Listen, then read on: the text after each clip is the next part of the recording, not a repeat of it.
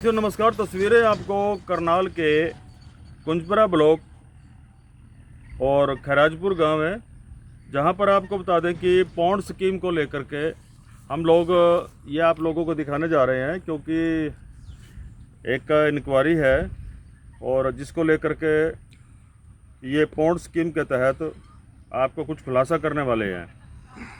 2022 में memo number है 2492 और 15/4/22 में इसकी टेंडरिंग हुई थी। और आपको बता दें कि 15/2/22 में इसकी जो सैंक्शन हुई थी, जो पेमेंट दी गई थी, जो सैंक्शन कॉस्ट एस्टिमेटेड कॉस्ट है 55,38,000 रुपये, लेकिन जो इक्वेटेड डेट जो कॉस्टिंग आई है इसकी 52,50,000 रुपये की। अब 52,50,000 रुपये में इसकी जोड़ की खुदाई करनी थी। और आप तस्वीरों में देख सकते हैं, ये मेरे ठीक सामने ये जोड़ है, ये आप देख रहे हैं। गांव वालों ने बताया कि पहले भी ऐसे था और अब भी ऐसे ही है, यानी कि 22 में अगर खुदाई हुई है, 26 साल के बाद इसकी ये हालात है। और ये सारा का सारा गंद कचरा प्लास्टिक सारा इसके अंदर है। और इसकी जो बाहर निकासी के लिए भी कोई पंप लगा रखा है, जिसकी कॉस्टिंग 75,000 रुपये ये आया है। किर्लोस्कर का मोनोब्लॉक पंप है। मोनोब्लॉक पंप की कॉस्टिंग ही 75,000 रुपये दिखा रखी है, और बाकी खुदाई की ये ऐसे दिखा रखी है। जबकि गांव वालों ने बताया कि इसकी जो कॉस्ट है, अगर हमारे से कोई ठेका देता है या हमारे को कोई कहता है कि इसकी खुदाई करो, कहते 3 से लेकर के 4 लाख रुपए में हम ये खुदाई करके इसको दे देंगे। लेकिन 52 लाख रुपए इसकी कॉस्टिंग कैसे आ गई?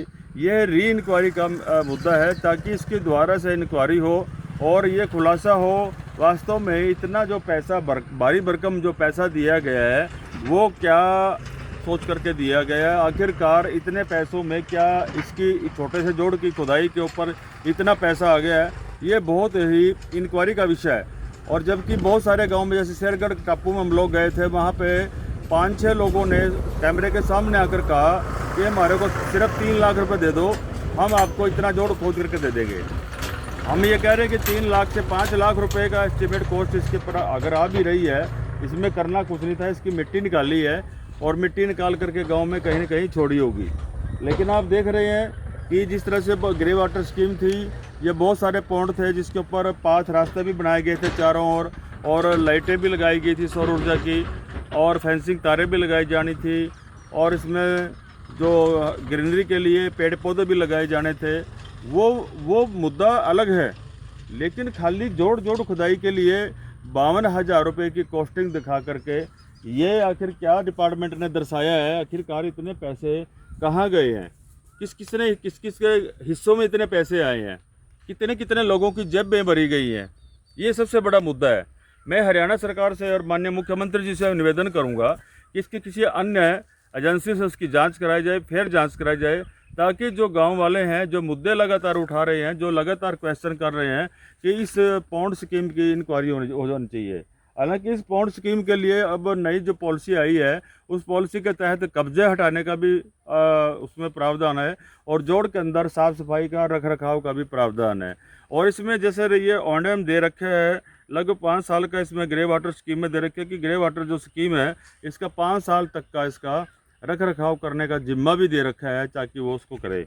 लेकिन अगर 22 से लेकर के 5-27 तक आज लग भी ये डिपार्टमेंट के ऊपर दिए जा रहा है, डिपार्टमेंट इसकी केयर टेक कर रहा है, उसके बाद ही 2027 के बाद ही ये आगे ग्राम पंचायत में इसका जो है ओंडम आएगा। फिलहाल मैं आपको और भी दिखा देता हूँ कि जो मोनोब्लॉक पंप लगाने की बात आई है, कहाँ है मोनोब्लॉक पंप। देखिए, हम इस जोड़ के अब दूसरी तरफ आ गए हैं। अब ये इतना ओवरफ्लो हो चुका है, कहाँ इसके मोनोब्लॉक पंप गए, कहाँ इसके पाइपें गई। ये देख सकते हैं कि इसके जोड़ के किनारे जो गोसे थे, बटोड़े थे, वो सब पानी के किनारे किनारे बह गए हैं, यानी कि ओवरफ्लो हो गया। तो ये कौन सी स्कीम ऐसी चलाई थी कि आखिरकार ये क्या पैसे लूटने के लिए, गवर्नमेंट का खजाना खाली करने के लिए ये स्कीम में बनाई गई थी? आखिरकार इस स्कीम का क्या रिजल्ट निकला, क्या इसका फ़ायदा हुआ? पानी सारा का सारा बटोड़ों में आ गया है, और कोई ना कोई निकासी है, ना ही किसानों को जो पंप जो पानी ओवरफ्लो हो जाता था उसके बाद किसानों को कनेक्शन दिए जाने थे, वो भी कोई स्कीम नज़र नहीं आ रही। 75,000 रुपये का इसका किर्लोस्कर का मोनोब्लॉक पंप दे रखा है, कहाँ गया वो? कोई कहने वाला नहीं, कोई सुनने वाला नहीं।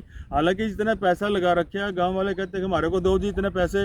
ये इससे बढ़िया तो ये था कि गांव के अंदर मुनद्दी करके टेंडरिंग करके काम किया था, लेकिन टेंडरिंग के अंदर इतना रेट चढ़ाए गए, इतना रेट दिए गए हैं कि लोग जितनी सारे के सारे पैसे कसियों से चाहे इकट्ठा कर लो, इतने पैसे इसमें पहले से दिए गए, प्रावधान इतना दिया गया था, एस्टिमेट इतने दिए गए थे। तो और करना क्या था, ये किया।